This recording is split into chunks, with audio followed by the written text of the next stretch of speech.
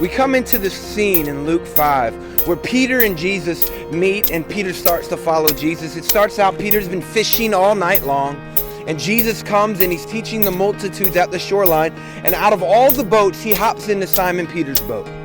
And Jesus says to him in Luke 5:4, it starts out and it says, he stopped speaking and he said, "Launch out into the deep, cast your nets to make a catch." And Simon answered, "Master, we have toiled all night and caught nothing.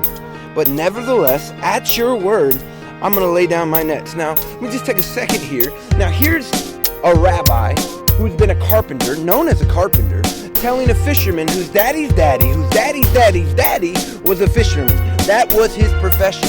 And you had a carpenter telling him how to fish. So I can only imagine what's going through Peter's mind. He's been fishing for years. His daddy was fishing, and you got a carpenter telling me how to fish. And he's toiling with all of this. He just heard Jesus speak, and he says, "You know what? All right, I'm going to trust you, but if I got a boat problem, you can fix it, sand it down, because you're a carpenter, put a little nail in it or something. But I'm going to trust you, and nevertheless, at your word, I'm going to lay down the nets." So when he's done this, he caught a great number of fish to where the nets were breaking.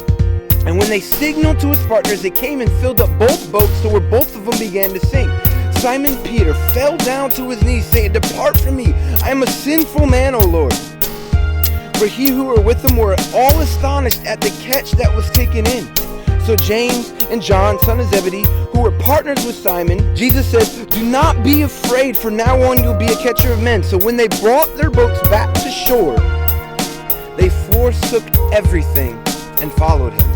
So we have Peter who has this revelation of God. He says, "Depart from me, I'm a wicked man. I have nothing good in me. Depart from me." And Jesus, even in the midst of our wickedness and our sin, he meets us.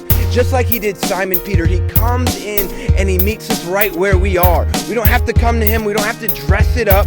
He meets us right where we are. And so he has this revelation. They catch more fish than ever before. Their boats were literally sinking.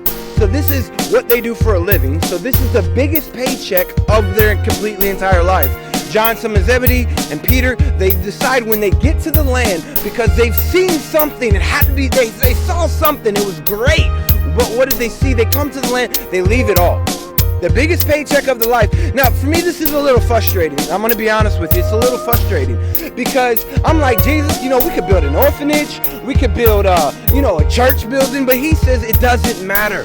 Because, see, they found something that was worth far more than any paycheck, far more than any popularity, far more than any respect. They found the living God. And it was worth leaving everything, forsaking it all, because they found Jesus.